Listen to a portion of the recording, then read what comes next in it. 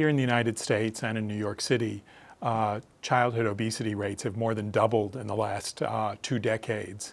And unfortunately, the same trend is happening around the world. We focused on cities because increasingly the world's population is concentrated in cities. Last year was the first time that more than half the world's population lived in cities, and that's expected to increase to more than 70% by 2030. So the world's health problems are increasingly focused in urban areas. In addition, there's some things about cities.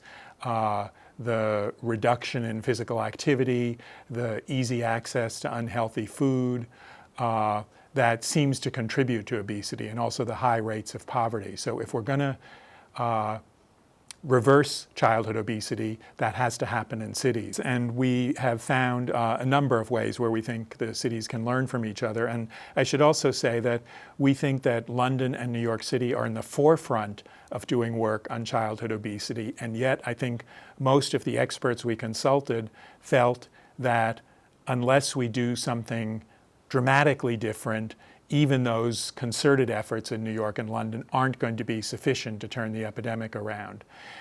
In New York City, we've had a strong health department, and they've taken some steps around food that I guess most New Yorkers are familiar now, posting calories in chain restaurants so that people know how many calories are in the food they buy, banning trans fats, fat related to heart disease from restaurant food, encouraging schools, daycare centers, and other public institutions to serve healthier food. And the folks in London were actually envious of the ability of the New York City Health Department to take action, in part because we have a health code in this city that allows the municipal government to take action around health somewhat outside the political process. In London, control of health and education is much more in the hands of the national government, not the local government.